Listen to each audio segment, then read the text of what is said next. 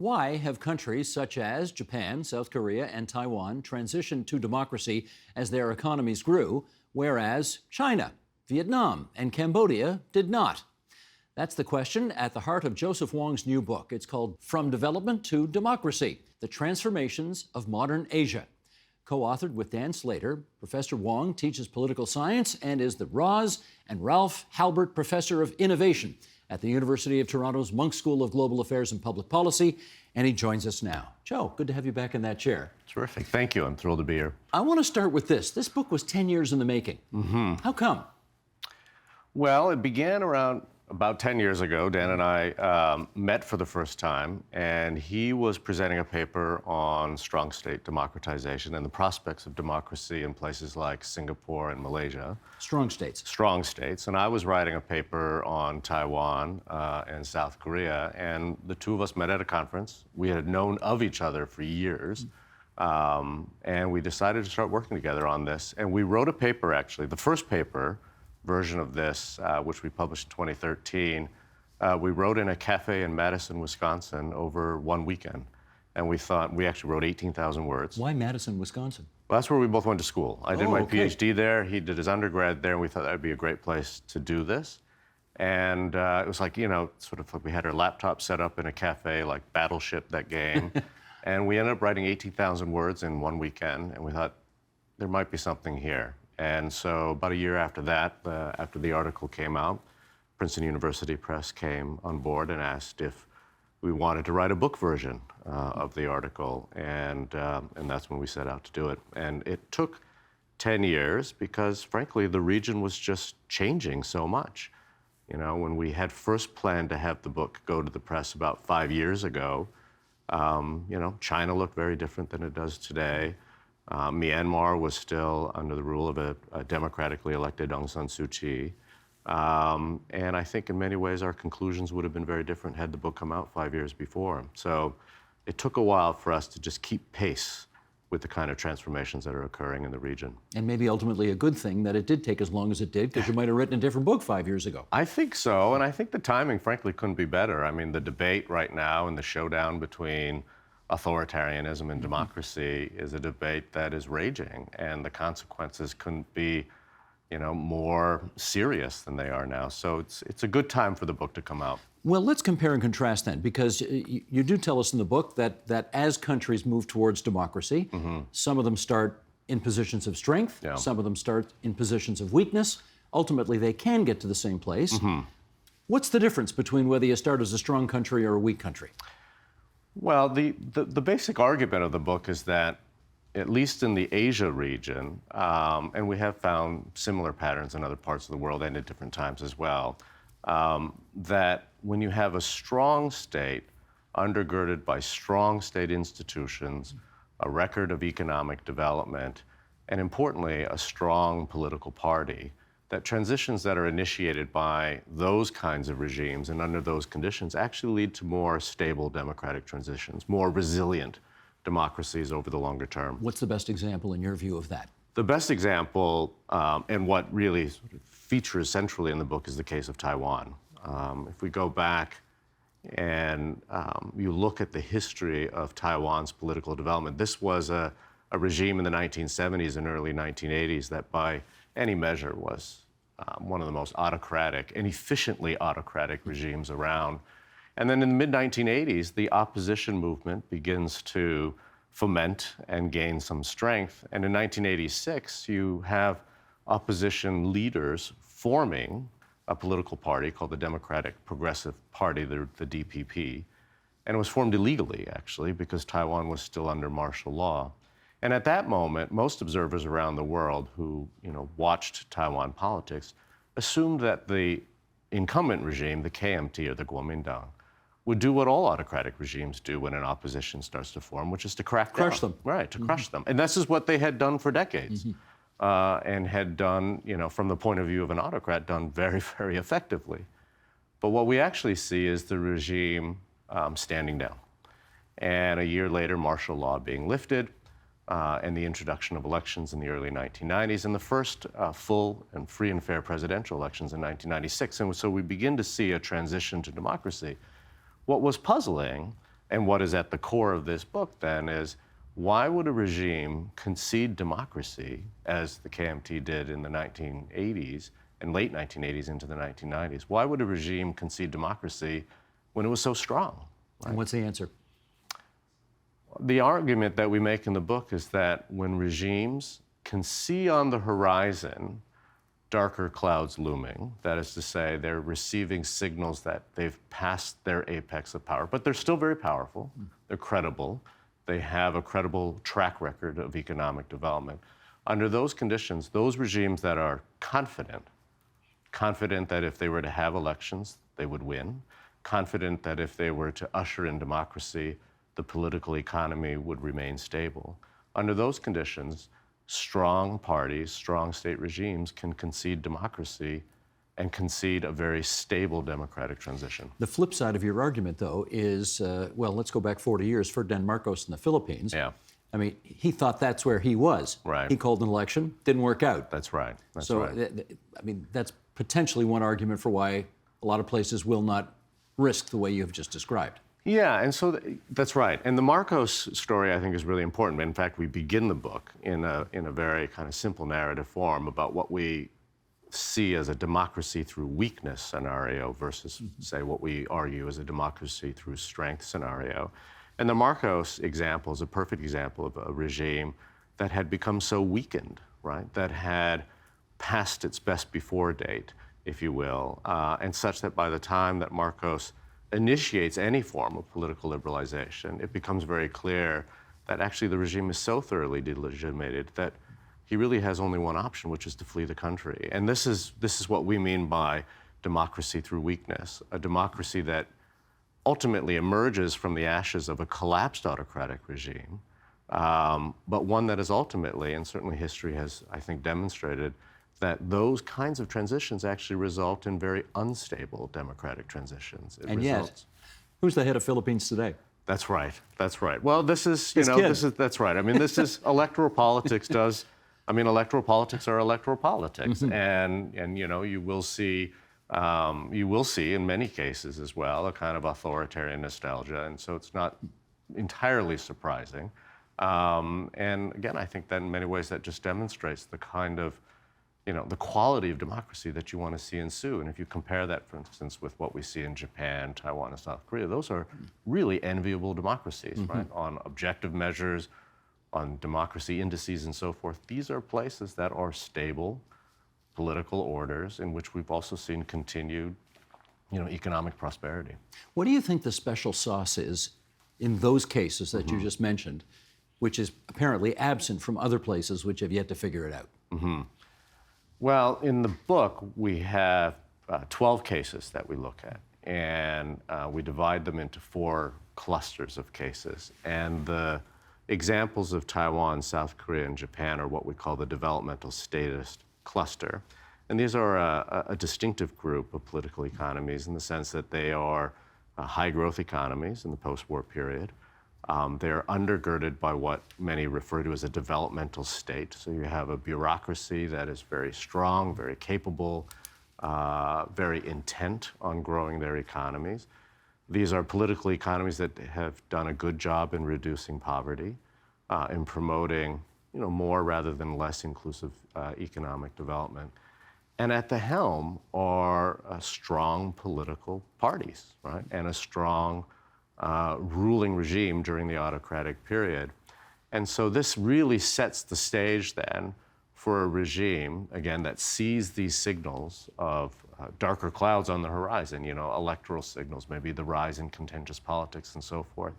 They see that they are no longer, their hold on power is no longer unassailable. And they say preemptively and strategically, this would be the right time to concede democracy.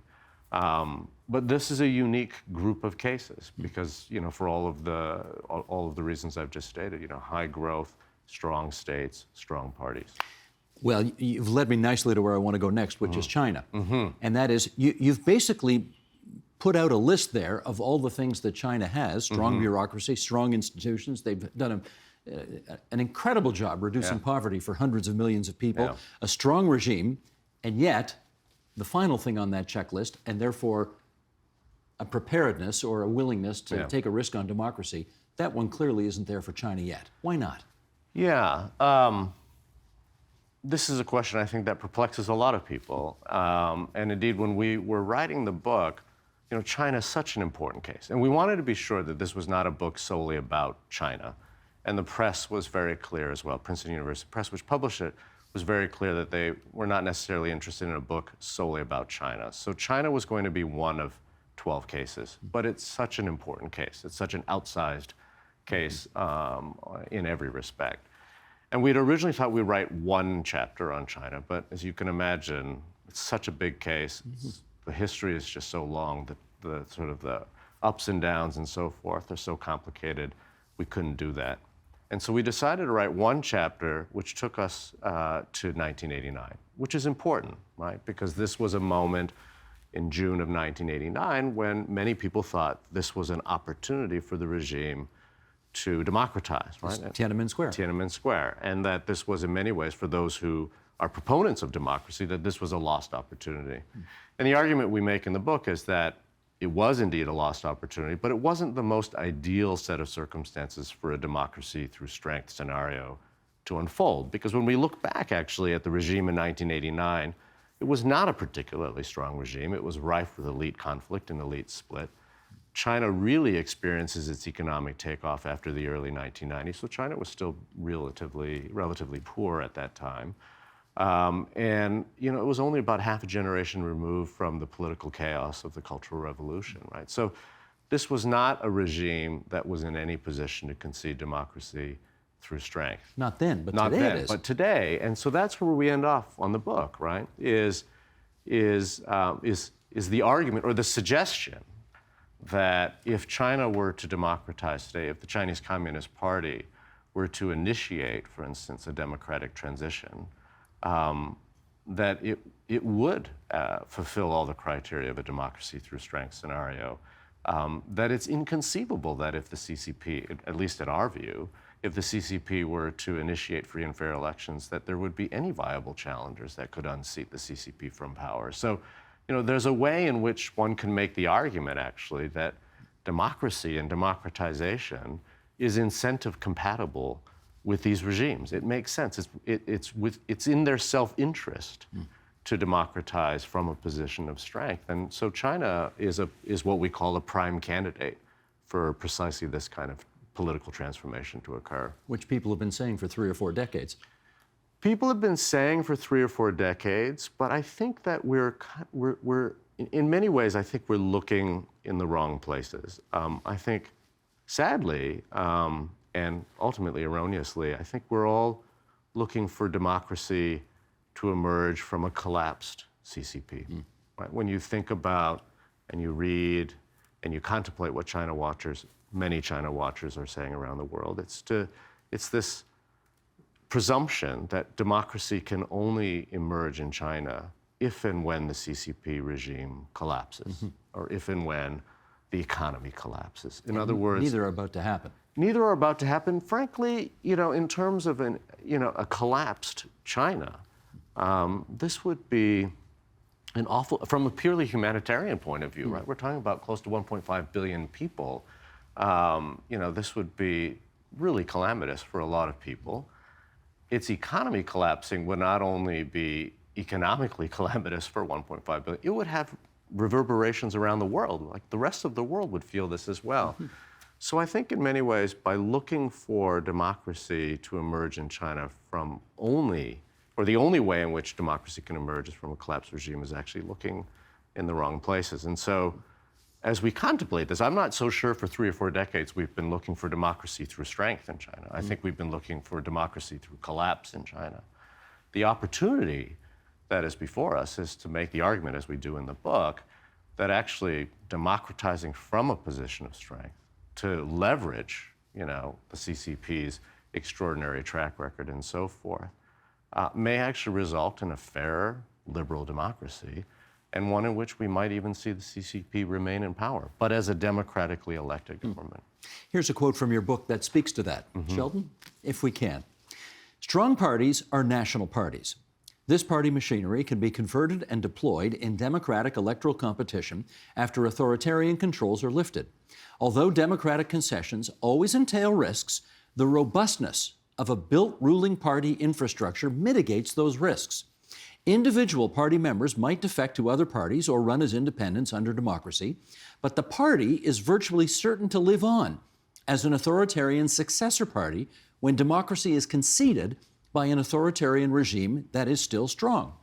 In effect, echoing what you've just said. As China looks at the neighborhood that it's in, what example does it take from what it's seen?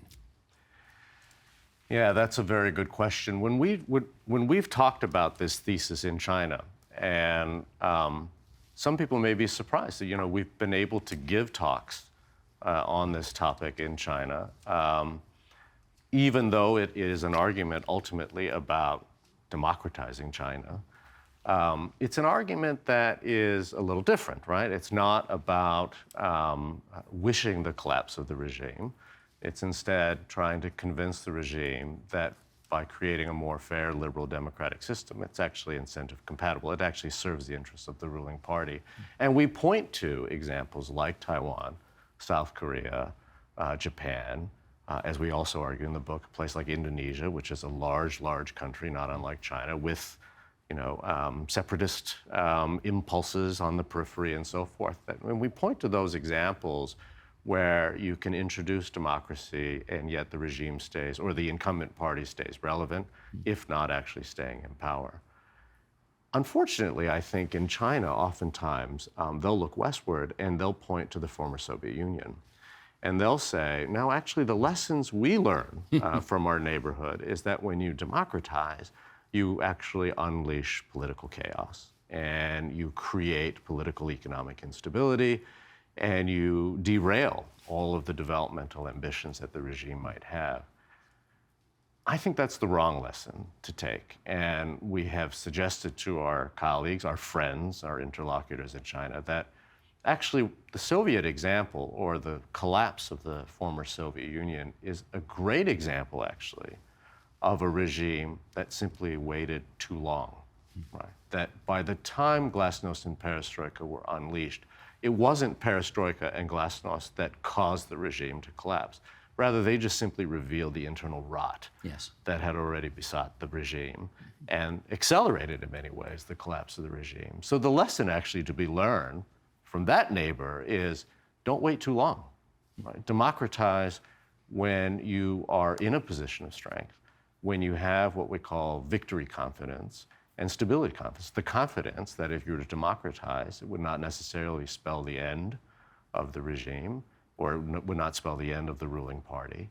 And it may, in fact, actually create even more stability so that the kind of political economic ambitions of the Chinese government can actually be fulfilled over the longer term. When you have these conversations with your academic colleagues in China, do they understand where they are on the continuum of history right now? And do they take your point that, yes, we should probably tell the political leaders in the country not to wait too long, otherwise you look more like the Soviet Union rather than Taiwan, Japan, South Korea? Well, it's an interesting observation because, as I say, we've been quite welcome to make this argument in China, and so it's not seen as an offensive argument or by any stretch. And many will concede that the logic of our argument makes a great deal of sense. And they will say in private, this is a very compelling argument, and I think this is something the regime ought to contemplate. Are they? Well, the challenge is that ultimately it's still a risk, right? And as we point out, and as you noted in the quote that you just read, that preemptively conceding democracy always entails risks, right?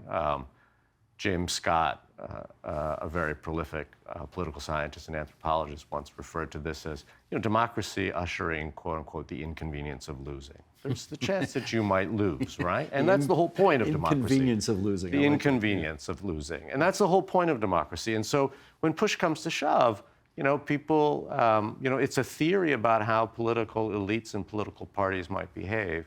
But in reality, these are people who are weighing the risks and benefits of making such a decision. And so it's not quite as easy as one might argue in a more sort of theoretical piece as we do in this book. So I think that people have been receptive to the argument. But, as we also lay out in the very end of the book, it seems very unlikely that under the current Xi Jinping government that any such notion would really be seriously entertained. Sure, but the status quo is a risk as well. There's no such thing as a risk-free scenario out there. And if they hang on too long and it becomes sclerotic like the Soviet Union, they could end up in the same place. This is exactly the point that we often try to make. Yeah. And one of the reasons why we suggest that the CCP actually is a prime candidate, the Chinese Communist Party is a prime candidate for democracy through strength, is because when you do look on the horizon, I think you would either have to have your head in the sand, or I think you'd have to be terribly naive to not see those dark clouds, right? There are economic headwinds in the future. There is a geopolitical rivalry that at times may seem very energizing for the body politic, but at times is very taxing, right? So there are darker clouds on the horizon. There are the kinds of signals that autocratic regimes should be able to see, and if they so choose, can see the value of conceding democracy from a position, in the case of the CCP, quite extraordinary strength. Now, your book focuses on Asia. And you've laid in place some theories and arguments for why it is the way it is in Asia. Do you know if that works for every other region of the world as well? In other words, could you take that template and put it on Latin America or Africa and say, principles are just the same there? Well, I think the logic is the same, and we have published an article with colleagues who study Africa and Europe. So we published a piece with Rachel Rydell and Daniel Ziblatt looking at this argument of democracy through strength or authoritarian-led democratization in West Africa, East and Southeast Asia, and in England in an earlier period. And so the theory travels across time and space. The conditions may not always be as fortuitous. And again, that's why we have what we call the developmental status cluster as being really the paradigmatic or the paragon of the logic that we're talking about here. But the idea that a regime might concede democracy from a position of strength, I don't think could not travel theoretically across different time and places. I want to, in our remaining moments here, tap into your most fantastic geopolitical fantasies here, okay? Let's imagine a world where China takes these steps towards democracy, and so does Vietnam, and Myanmar, and Cambodia. Let's imagine Asia as a much more democratic place in the future than it is today. What kind of a world are we living in then? Well, look, I think, first of all, a country the size of China and as complex and complicated as China, we should expect that democratic transition, which ultimately I think would lead to a more liberal political order, is nonetheless going to face challenges. And so it's not automatic. It's certainly not a process that occurs overnight. And as we have seen, for every 2 steps forward we see in the march towards democracy, there's oftentimes a step back. And people have noted this in terms of democratic backsliding and so forth. We'd be helpful. Well, I think we'd want to encourage that. I think there'd be an opportunity for us to also be patient, right? And to be supportive when asked of this kind of transformation, to temper our expectations, right, that a transition such as this and as monumental as this would take some time, and that there might be some hiccups along the way. But ultimately what we would see, I think, is a real convergence of the kind of political economic values that are not Western, right, but that are, in fact, quite universal. And that's one of the key points of the book, and we end the book in which we talk about democracy being a universal value, right? That this is something that is not solely the purview of the East or the West, but rather we have certainly not seen any evidence that anybody in the world prefers to live under the threat of repressive autocracy over more freedom and so forth. but that nonetheless, that this convergence of values has to be supported by an international community that supports peace, prosperity, and continued development. And so the very last part of the book says that while democracy is a universal value, it's not the ultimate one.